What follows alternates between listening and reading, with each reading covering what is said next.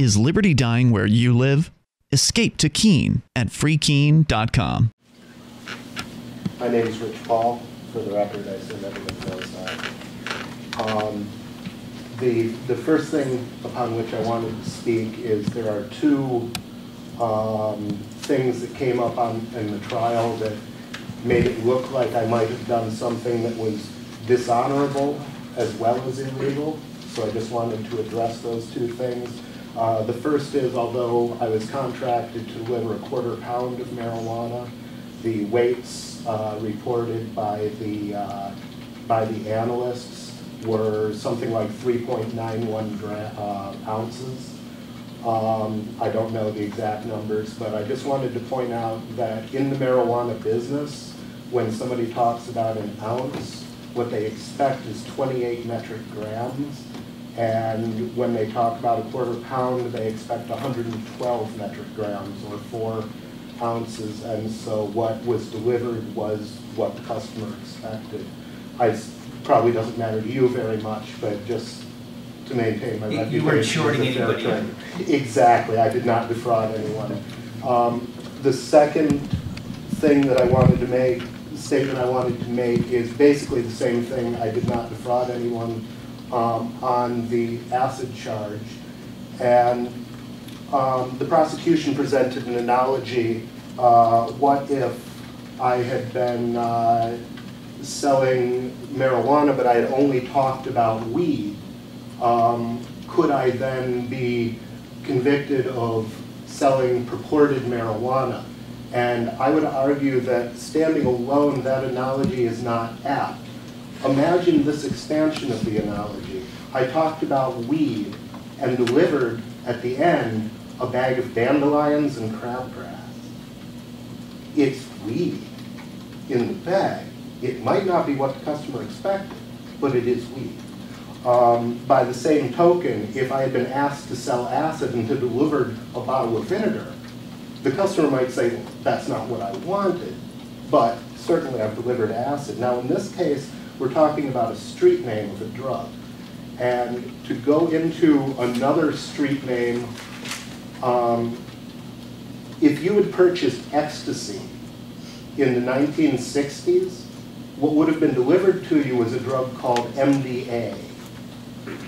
In the 1980s, MDMA was developed. So if you had purchased ecstasy, you would have received either MDA or MDMA, which are very similar drugs.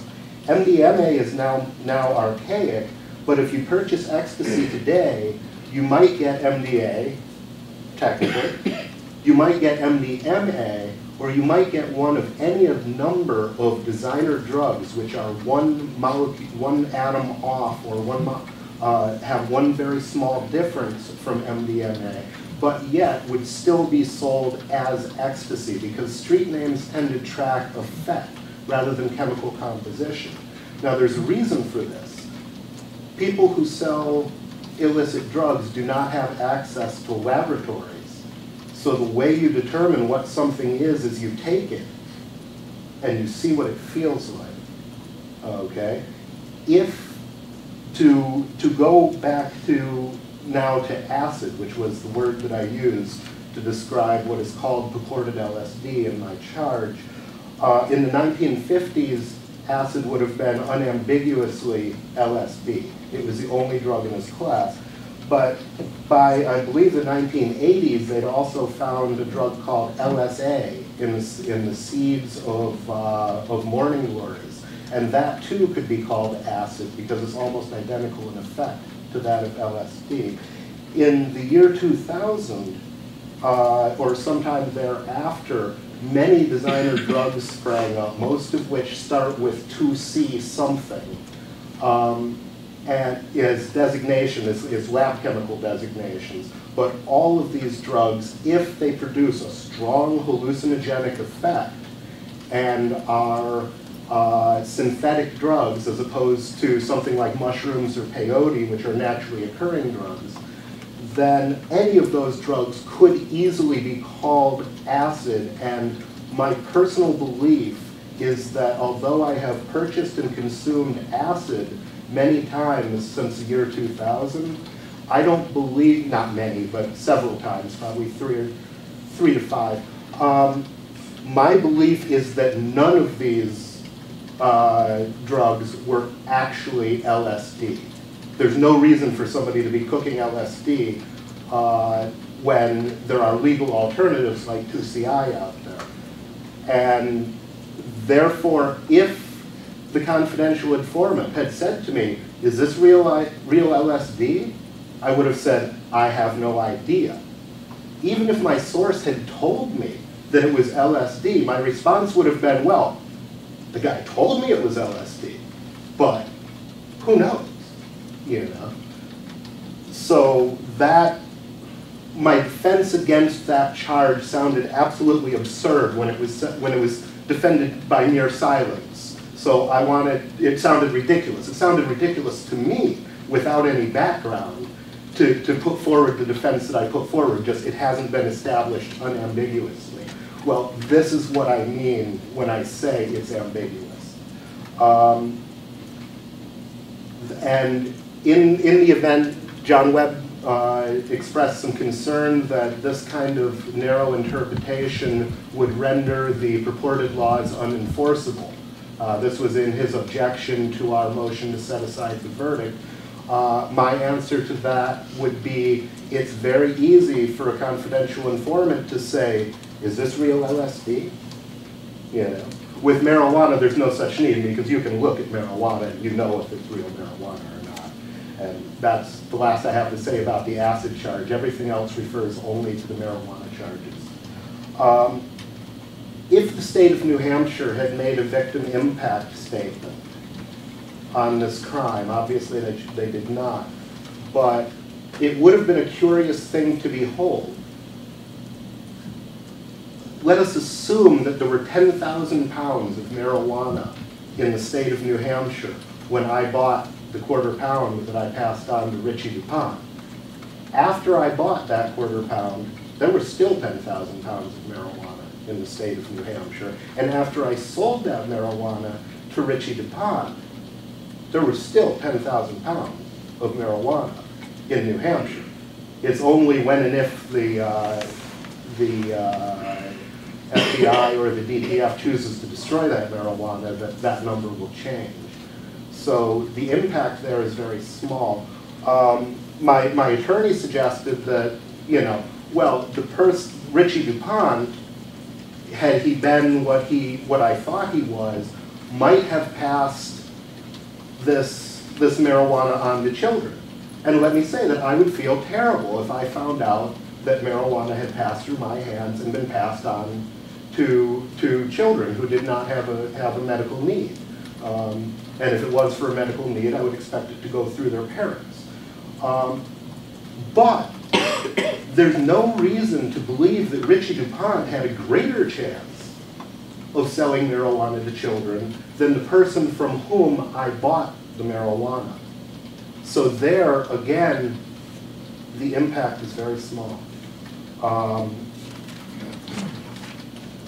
The nature of the investigation to me was very important. I believe that the conduct of one person, everybody else was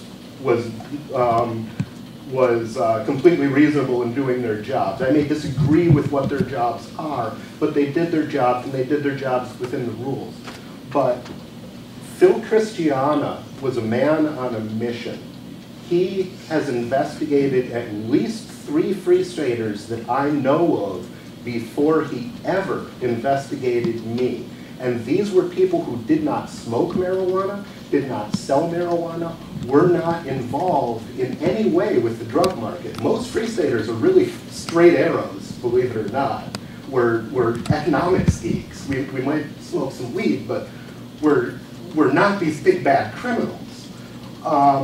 We're not even revolutionaries in the classic sense. We want to create a revolution of ideas. But normally the FBI is not on a mission to rid small towns in New Hampshire of small-time drug runners or even drug dealers. that's not generally the mission of the FBI. Phil Christiana's intent was to infiltrate the FSP, a political organization, and the Keene Activist Center, another political organization, by any means necessary. And in his zeal to do this, he stacked up a great many charges against me, 5, for the purpose, way more than you need to avoid an entrapment defense. And he did that, I believe, in order to terrify me into turning my back on everything that I believe, my friends, my politics, my beliefs, and that to me is reprehensible. I believe that the recent IRS scandal speaks to how the American people feel about targeting political activists for their political activism. But the IRS sought only to strip these groups of their tax-free status. Phil Christiana sought to strip me of my honor, my honesty, and failing that, he now seeks to strip me of my life using your court as a weapon. That, to me, is insane. We could have called, I wish we had called these witnesses, the 3 Free Staters that, that were investigated by Christiana before me, and he came to their homes and questioned them, were Russell Canning, Kurt Hoffman, and Dave Ridley. And they're all high-profile activists with no involvement in any kind of criminal activity, apart from possibly trespassing in the course of their activism. And I believe that what happened is that Phil Christiana called up the DTF, and he claimed that they called him, but every member of the DTF contradicted this. I believe that he called up the DTF and said, hey, can you get me some dirt on a Free Stater? In the American system, I believe that that should be considered dirty pool. It's not law enforcement. It is suppression of political opponents of the administration. That's just wrong. And I think the fact that he did not answer straightforwardly the questions put to him on the stand indicate that he knew it was wrong. When first asked if he asked me to wear a wire, he said no. When asked again, he said maybe. When asked a third time, he said yes. Then, when asked if he asked me to wear a wire into the Keene Activist Center, he said, I can't answer that. It's a matter of national security. This is not what I would expect from law enforcement. I am an anarchist, but yet I was flabbergasted to see it. And normally it's what I would, at least rhetorically, expect from government officials, but I was horrified to see what happened. And one of the reasons that I went to trial is because I thought that this malfeasance on the part of the FBI needed to be exposed. It needed to be exposed that the FBI was doing its best to crush political opposition and to infiltrate political opposition, and I believe that's what they did. The reason that I became an activist in the area of marijuana is an amalgam of things. First off, I spent 22 years going to Alcoholics Anonymous, and during that time I learned about codependency. And codependency is a disease suffered by people who love alcoholics. And they try to help these alcoholics through nagging, through hiding their supply, sometimes through physical violence, trying to do anything to prevent the alcoholic from using his drug of choice. The problem is that this is counterproductive. And in the program of Al-Anon, which is the companion program to Alcoholics Anonymous, it's recommended that people stop doing that and let the alcoholic get ready to recover in his own time. What I recognized is that the war on drugs is the pathology of codependency transformed into a national policy. It's taking a disease and making it law, where the law does exactly what the codependent does. It nags through public service announcements. It attempts violence against people who use drugs that it doesn't believe they should be using. It does all the things that codependents do, and it does nobody any good. That's where it started. Also, during this time, I would see kids get arrested. And these are mostly 18, 19, 20-year-old kids. And you'd see them, they'd get arrested and they'd start going to meetings, And they'd be these nice kids. They'd sober up, they'd be great, you'd have a good time with them, and then eventually their charges would catch up with them, and they'd go off to prison. And when they went to prison, they came back wrong. It was like they'd been, if you've read Stephen King, it was like they'd been buried in a pet cemetery. They came back wrong, and it was very difficult for us to help these kids. When they'd been to prison, they'd been victims of violence. In many cases, they've been sexually assaulted in prison. It's very difficult to put Humpty Dumpty back together again. And I wanted to tell these kids that you have to stand up against the system, but the thing is, it would have destroyed them to do it. It was the best thing for society for somebody to stand up and say, this is wrong, but it was the wrong thing for them. I couldn't advise somebody else to do that because it puts that activist at tremendous risk. And then there was Julie. Julie was diagnosed, she was in London when she was first diagnosed with cervical cancer, and she said, I have no interest in having children. Let's do a hysterectomy. Well, in England, the government makes your medical decisions for you, and they said, oh, no, no, no. You're too young for a hysterectomy, so we're gonna scrape the precancerous cells off, patch you on your head, and send you on your way. Then, in America, it was recommended that she take medical marijuana, and that was not available to her because of the law. Also, one of my father's colleagues recommended a drug called an anti-angiogenic. It prevents the formation of new blood vessels, which are only needed in an adult when you're growing a tumor. Well, what the doctors said to me is that, well, it would take 6 months to get permission for her to take this drug, and by that time she'll be dead. So it's better if she just died than break the rules. That's wrong. It's wrong. Excuse me. Marijuana, we don't know very much about marijuana because research upon it is forbidden. But we do know some things. It's a tremendous anti-nausea aid. And when you're starving to death because you're undergoing chemotherapy, an anti-nausea aid is very important. Julie paid $700, or I paid $700 a month for Julie's patented anti-nausea aid. It's been shown to shrink tumors by the smoking. It's been shown that although the smoke contains more carcinogens than tobacco smoke, people who smoke it have a lower incidence of cancer, okay? Which implies that if somebody ate it, it would have tremendous anti-cancer properties. That hasn't been researched because it's against the law. So what I tell people that Julie died of, in short, is precancerous cells complicated by government interference.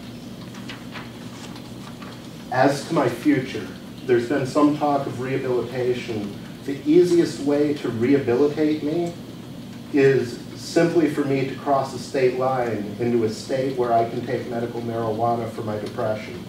At that point, I am no longer of any risk to society. My word means very much to me. I realize that in defending my honor in the very first part of this speech, that I put myself at great risk of the judge saying basically, who does this guy think he is? But I took that risk because my honor and my honesty are very important to me, and my reputation. So what I will do is I will stand here and give you my word of honor that I will not sell any mind-altering substance again in violation of New Hampshire law. That I absolutely will not do. I plan to head for Michigan or Colorado once I am free to do so, where I can, as I say, take medical marijuana and be about my business. And now that I have this possibly quixotic quest out of my system, I intend to go back to programming a computer, because I was good at it, and I believe with the aid of medical marijuana that I can be good at it again. And I realize that I talked for a long time, and I thank you for your patience. That's all I've got. Yeah, thank you, Mr. Paul. We'd like to invite you to visit freekeen.com. Freekeen.com features audio, video, and blogs chronicling the transition to a voluntary society. Freekeen.com also has comments and discussion forums so you can be heard. Freekeen.com. I should be in Keene, New Hampshire with the Free Staters.